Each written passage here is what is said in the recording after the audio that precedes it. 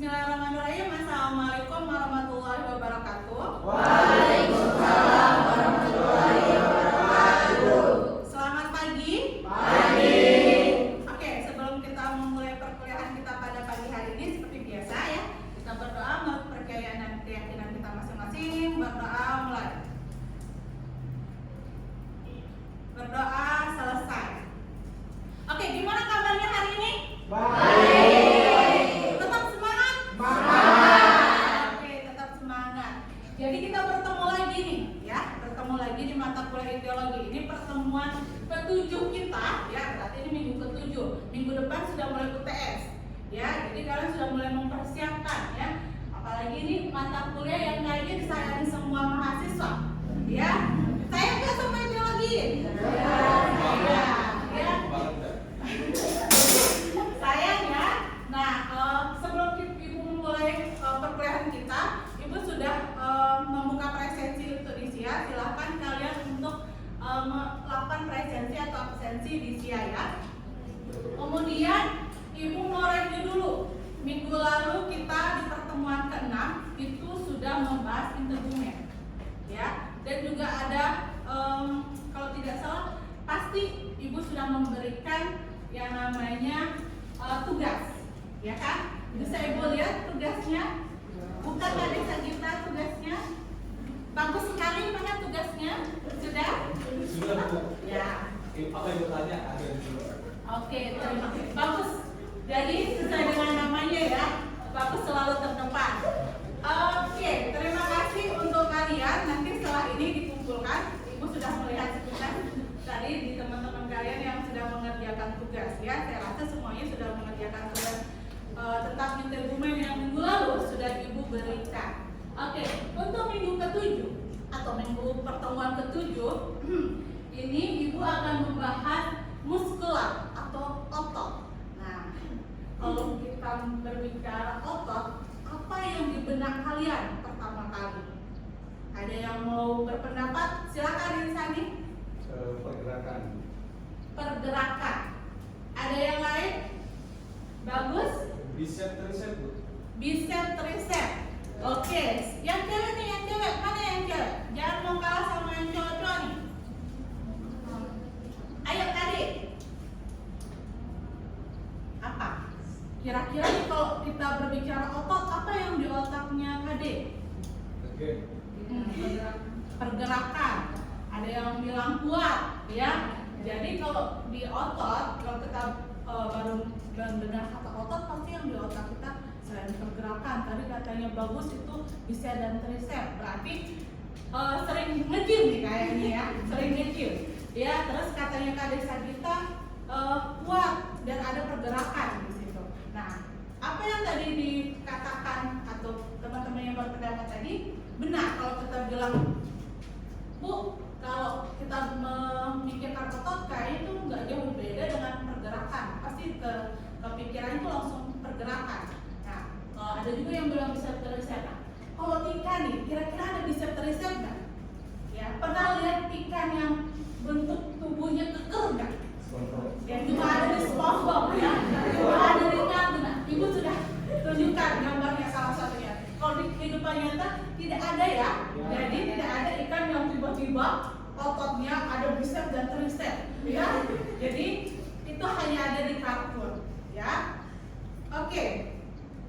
Sebelum ibu mengulas lebih jauh nih tentang otot, di sini ibu akan mengingatkan kembali untuk materi ini adalah materi ke-7 kita yang tujuannya atau indikator dari pembelajaran otot ini apa aja, ya. Jadi indikator dari pembelajaran ini yang pertama, jadi setelah belajar kuliah etiologi yang berkaitan dengan otot, kalian mengetahui jenis-jenis otot pada ikan tentunya. Yang kedua, bagaimana sih sistem otot pada ikan itu? Ya. Kemudian di sini juga pokok bahasannya itu ada apa itu otot? Ya. Kemudian jenis-jenis otot, karakteristik otot, ya. Jadi itu adalah pokok bahasan yang akan kita bahas pada pertemuan kali ini. Selanjutnya kita akan masuk ke materi.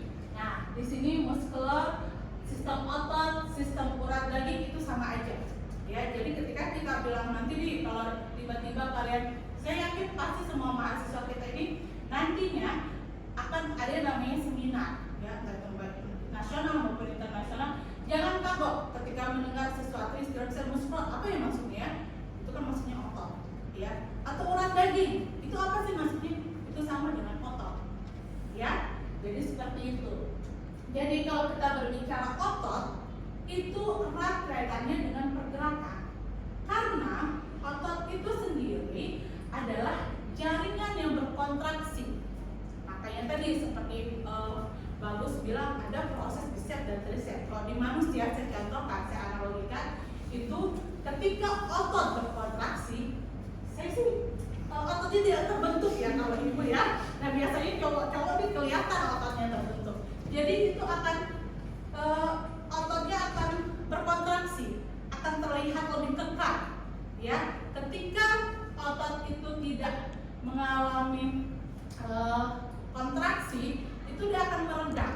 Ya, makanya kalau yang cewek-cewek yang biasanya tidak melatih otot itu salah satunya kalau di manusia itu dengan cara nge-gym. Ya, kalau di ikan caranya gimana? Ya, karena kan ikan kayaknya nggak ada bisa dan risetnya. Ya, karena dari segi bentuk morfologinya ikan dan manusia itu berbeda. Tapi ikan juga memiliki otot. Ya, ototnya untuk apa? Berfungsi untuk berenang. Ya, kan bergerak. Kita berjalan. Ketika saya berjalan, ini otot yang mampu menggerakkan badan saya. Ketika ikan itu berenang, nggak tenggelam, itu yang membantu apa? Otot. Seperti itu ya. Sudah ada gambaran nih tentang otot? Oke, mungkin ada pertanyaan sebelum Ibu lanjutkan? Tidak ada? Baik, kita lanjutkan. Klasifikasi otot. Ya, jadi Ibu akan kita akan membahas ya klasifikasi otot itu berdasarkan sistem otot pada ikan secara fungsionalnya. Nah, oke, kalau begitu saya minta adik-adik di sini untuk berdiri. Coba deh berdiri semua. Nah, saya minta untuk berdiri, meregangkan tangan dan HP nih, regangkan tangan. Oke, kemudian duduk kembali. Sambil kan bisa sambil meregangkan kan? Oke. Nah, kira-kira ketika saya menyuruh adik-adik untuk berdiri tadi, apakah dia di bawah rangsangan otak atau tidak di bawah rangsangan otak? Mungkin ada yang mau berpendapat. Jangan inkanin dulu. Yang lain coba. Ayo, Anto, kira-kira nih dia masuk rangsangan otak atau tidak di bawah rangsangan otak? Rangsangan otak. Oke, kalau gitu tadi Insani sudah angkat tangan supaya Insani tidak kecewa deh. Kira-kira Insani setuju nggak sama pendapatnya Anto? Ya, setuju. Setuju. Jadi pergerak kalian kira nih sebelum Ibu jawab, setuju nggak sama kedua teman kalian? Setuju. Jadi kita sepakat ya bahwa yang tadi kita lakukan ketika berdiri kemudian duduk kembali, saya perintahkan untuk berdiri dan duduk kembali itu adalah di bawah rangsangan otak. Kenapa? Karena saya memerintahkan, kemudian otak kalian memberikan sinyal untuk otot kalian bergerak. Ya, jadi di sini voluntary itu adalah di bawah rangsangan otak. Jadi otak yang mempengaruhi pergerakan tadi, ya. Kemudian involuntary tidak di bawah rangsangan otak. Saya minta, misalnya nih cewek-cewek biasanya baperan. Coba Elsa, saya minta kamu untuk jantung kamu jangan berdetak deh. Bisa nggak kira-kira? Nggak bisa. Kenapa kira-kira jantung kamu nggak bisa berhenti berdetak? Apa karena saya di sini makanya kamu jantungnya nggak bisa berhenti berdetak? Kaget. Atau kaget? Kalau berhenti berdetak, kamu saya meninggal. Oke. Karena kenapa? Karena tidak di bawah rangsangan otak. Yes. Hanya Jadi kalau misalnya saya suruh rasa jantung kamu jangan berdetak, ya. Jadi jantung itu termasuk ke dalam yang tidak di bawah rangsangan otak. Ya, walaupun otak kita tidak menerima perintah supaya dia tidak berhenti atau berhenti, itu tetap bekerja. Karena apa? Dia memang tidak dirangsang untuk berhenti oleh otak. Itu yang dinamakan tidak di bawah rangsangan otak. Ya, jadi otot-otot itu bergerak karena ini. Apakah dia disuruh oleh si otak atau tidak? Oke, sampai sini. Kalau ada pertanyaan bagus, silakan. Kalau ketemu calon mertua itu biasanya Oke, deg-degan gitu ya. Oke. Jadi benar, kenapa ya kalau saya ketemu si dia misalnya ya, itu ada rasa deg-degan. Ya, kira-kira kenapa? Karena otot jantung kita itu berkontraksi. Ya. Jadi walaupun tidak ada rangsangan dari otak, ada rangsangan dari lingkungan yang membuat otot kita berkontraksi. Seperti itu ya. Ya. Terima kasih. Selanjutnya kita akan membahas sistem otot berdasarkan tempat atau penempelan. Jadi otot itu ada yang menempel dan tidak menempel. Ya. Di sini kayaknya semua punya daging ya, kulit dan daging. Coba kalian raba-raba tangannya, ya kan? Jadi kerasa nggak kalau daging saya ini ada yang nempel nih sama tulang, ya? Jadi otot itu daging itu tuh ada yang menempel juga di rangka dan tidak menempel di rangka. Nah, apa aja sih Bu kira-kira otot yang menempel dan tidak menempel? Jadi otot itu ada otot garis, ada otot jantung dan otot polos. Yang menempel di rangka itu contohnya otot garis. Ya. Kemudian yang tidak menempel itu otot jantung dan otot polos. Apa sih otot-otot ini? Jenis-jenis otot ini kita akan bahas lagi. Sistem otot berdasarkan jenisnya. Berdasarkan jenisnya ada 3 otot. Ya. Yang pertama otot polos. Otot polos ini paling mendominasi di semua makhluk hidup. Ya. Kemudian otot garis. Yang ketiga otot jantung. Oke, kita akan bahas satu-satu otot-otot ini. Yang pertama adalah otot polos. Otot polos ini dia termasuk involuntary. Tadi Ibu sudah jelaskan. Involuntary berarti tidak di bawah rangsangan otak. Bagus sekali. Kemudian dia memiliki ciri-ciri. Ya, pertama terdiri dari serabut yang sederhana, ya, ada yang terikat dan ada yang tersebar. Kontraksi otot ini lambat, ya. Jadi kontraksi otot ini lambat itu ada pengaruhnya, ya. Karena kenapa? Otot-otot polos ini biasanya terletak pada organ-organ yang membantu beberapa proses mekanisme dalam tubuh. Contohnya pada proses makan. Ya, ada di otot-otot pencernaan. Ya. Bayangkan saja kalau otot-otot ini bekerja, otot polos ini bekerja dengan cepat, ya 1 jam misalnya, jam ini saya makan, 1 menit berikutnya saya akan lapar lagi. Ya, dengan bantuan otot polos ini dia mampu membantu meremas, ya, membantu menghancurkan makanan yang sudah masuk ke lambung itu dengan cara berlahan. Sehingga kita nggak cepat lapar, ya seperti itu. Selanjutnya, otot polos ini, otot polos antara lain terdapat pada ini adalah contoh-contohnya. Ada yang pertama adalah di dinding saluran pencernaan yang barusan Ibu jelaskan. Yang kedua adalah saluran peredaran darah. Jadi kalau kita bisa lihat, makanya kalau di kulit kalian, dia pasti langsung kelihatan nih, ya. Pembuluh-pembuluh darahnya. Hal simpel yang bisa kalian lihat adalah di tangan kalian itu pasti kelihatan di pembuluh darahnya. Terus yang terakhir, yang ketiga terdapat pada mata. Ya, jadi kalau kalian melihat cahaya, ya, silahkan. Oke. Selanjutnya ada yang ketiga terdapat pada mata. Ini kalau misalnya kalau kalau kita lihat cahaya nih, ya, lihat cahaya, itu kan silau, ya, mata kalian otomatis akan memincingkan, istilahnya kan mengecilkan, ya, itu adalah pengaruh dari si otot polos tersebut. Keempat, ada saluran ekspresi dan reproduksi, ya, ini juga termasuk otot polos bekerja di situ. Selanjutnya otot jantung. Nah, di otot jantung ini satu-satunya hanya ada di jantung. Ya, jadi otot jantung ini letaknya di mana? Di jantung. Makanya namanya otot jantung. Ya, otot jantung ini berkontraksi kuat dan terus bekerja.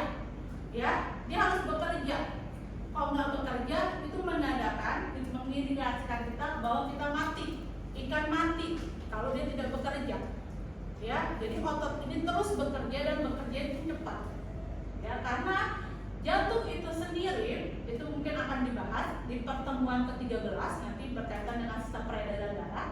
Ya, jadi jantung itu sendiri itu akan menyebarkan apa yang masuk ke dalam tubuh kita. Ya, darah, kemudian darah dipompa oleh jantung itu menyebarkan nutrisi di dalam tubuh ikan, begitupun di manusia itu sendiri. Selanjutnya, otot ini berwarna merah tua. Makanya kalau kita bilang kalau berkaitan dengan jantung pasti di dalam benak kita langsung heart, ya, hati yang berwarna merah. Karena memang benar otot ini memang dominannya dia berwarna merah. Selanjutnya, otot bergaris. Ya, jadi otot bergaris ini kenapa dikatakan otot bergaris? Karena bentuknya yang bergaris. Dan otot bergaris ini adalah otot satu-satunya yang sifatnya menempel di dalam rangka. Ya, jadi otot bergaris itu otot yang menempel di rangka. Ya, kemudian selanjutnya bagian otot bergaris itu ada di beberapa tempat. Ya, yang pertama ada otot oculomotor yang terdapat pada mata dengan jumlahnya 3 pasang. Di ikan itu terdapat oculomotor, ya, bagian mata. Ya, jadi otot bergaris itu di bagian mata ikan itu disebut dengan otot oculomotor. Kemudian otot hiprobranchial, ya, terdapat pada dasar paring, rahang, diod, dan lengkung insang. Nah, jadi otot-otot lurik atau otot bergaris itu ada di bagian lengkung insang. Selanjutnya ada otot branchiomerik, yaitu otot yang hampir sama dengan otot hiprobranchial, tapi kalau yang otot branchiomerik ini otot yang bekerja, kan kalau di manusia ada dagu, ya. Nah, kalau di ikan itu ada operculum. Ya, kalau kalian pernah lihat bagian operculum ikan itu kan ada yang agak bagian lembut. Pernah nggak waktu praktikum? Saya rasa kalian sering melihat itu. Ya, itu yang di sini. Kemudian otot appendicular yang berfungsi untuk menggerakkan sirip. Ya, jadi otot-otot bergaris itu banyak lokasinya atau titik lokasinya di ikan tuh ada di sini. Oke. Nah, ini adalah identifikasi otot. Beberapa minggu lalu kalian saya rasa sudah melakukan praktikum yang berkaitan dengan otot. Ya, kami sudah sebagai tim kami menyusun praktikum itu salah satunya adalah identifikasi otot. Nah, kalau ini kita lihat bagian otot yang kalau misalnya kita potong ikan tersebut akan terlihat bagian-bagian otot tersebut. Ya. Oke.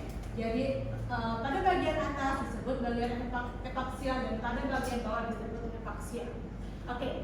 Kalau gitu Ibu mau tanya, karena sebelumnya kan kalian sudah melakukan praktikum.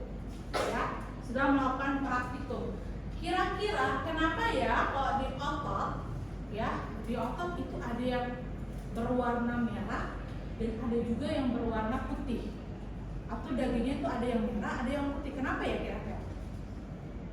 Menurut pengamatan kalian, menurut analisis kalian, kira-kira kenapa ya otot itu bisa berwarnanya berbeda-beda? Salah satunya contohnya seperti itu. Ya, ada yang merah, tiba-tiba ada putih di situ. Kira-kira kenapa ya? Iya, silakan Intan nih. Mungkin mungkin karena ada jalur pembuluh darah. Yes. Ada jalur pembuluh darahnya. Oke, selanjutnya saya tahan dulu untuk pertanyaannya Insani. Kira-kira nih ada yang setuju nggak sama Insani? Kira-kira tadi kenapa ya otot itu ada yang berwarna merah, ada yang berwarna putih? Karena katanya ada yang melewati jalur pembuluh darah. Nah, ada yang setuju atau ada yang mau berpendapat lain? Silahkan, adik. Kira-kira kenapa ya otot itu berwarna berbeda? Kira-kira menurut adik gimana, adik? Apakah karena pengaruh pergerakannya? Nah, ada yang berpendapat karena pengaruh pergerakannya. Ada yang mau berpendapat? Atau yang ada bilang, Bu, mungkin karena makanannya. Kita kan manusia nih, ada yang hitam dan ada yang putih juga. Itu kan tergantung skincare kita. Apakah di otot ikan juga seperti itu? Bisa jadi. Oke, jadi kita akan bahas ya, kita analisis kenapa ya di ikan itu ototnya itu berbeda-beda, ya, tergantung dari jenis ikannya. Kita bandingkan ikan air tawar dan ikan air laut. Saya ambil contohnya, ikan air tawar, ikan nila, ikan air laut, ikan tongkol deh, ya. Kalau ikan tuna saya ambil, belum tentu semuanya suka makan ikan tuna. Kalau ikan tongkol saya rasa semua suka ikan tongkol. Oh, ada juga yang enggak. Kamu harus suka sebagian perikanan, ya. Oke, jadi kalau kita lihat, kalau kalian lihat ikan nila itu biasanya ikan atau ikan tawar itu kalian lihat lingkungannya seperti apa? Ada arusnya enggak? Kuat arusnya enggak? Tidak. Kalau ikan laut ada arus enggak? Ada melawan arus enggak? Yes, itu adalah kita buka untuk menganalisis, ya. Kenapa ya ikan nila sama ikan tongkol itu sama-sama ikan, tapi kok berbeda ototnya, dagingnya, ya. Lebih kompakan yang mana? Saya tanya lagi deh sebelum saya jawab. Lebih kompak ikan nila, lebih kompak atau lebih padat, atau ikan tongkol? Ikan tongkol. Kenapa? Karena tadi pergerakan adanya arus, lingkungan yang mempengaruhi. Kalau ikan tongkol itu kan adalah ikan pelagis yang bergerak cepat, yang berenang cepat. Tadi saya sudah bilang, otot itu berfungsi untuk apa? Untuk bergerak. Jadi ketika ada di lingkungan yang tentunya lingkungan yang arusnya kuat, itu kan harus bergerak cepat, berenang cepat, ya, sehingga otomatis ototnya akan berkontraksi, ya. Oke, jadi kenapa ikan tongkol itu dagingnya atau ototnya itu padat? Karena tadi pergerakan yang cepat, dan itu mempengaruhi apa? Mempengaruhi warna ototnya juga, ya, mempengaruhi warna ototnya. Yang dikatakan Insani betul. Bisa saja Bu warna merah itu karena ada saluran peredaran darah di situ atau peredaran darah. Karena bagaimanapun juga peredaran darah itu kan berada di otot. Otot membantu proses peredaran darah. Ya. Ya.